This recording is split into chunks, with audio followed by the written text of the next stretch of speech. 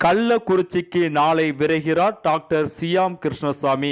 கள்ளக்குறிச்சியில் விஷ சாராயம் அருந்தி உயிரிழந்தவர்களின் குடும்பங்களுக்கு ஆறுதல் கூறவும் கள்ளச்சாராயம் பெறுவதற்கு உண்டான அடிப்படை காரணங்களை கண்டறியும் பொருட்டு புதிய தமிழகம் கட்சி சார்பாக மாநில இளைஞர் அணி தலைவர் டாக்டர் சியாம் கிருஷ்ணசாமி தலைமையில் உயர்மட்ட நிர்வாகிகள் அடங்கிய குழுவினர் நாளை காலை 11:30 மணி அளவில் கள்ளக்குறிச்சி விரைகிறார்கள்.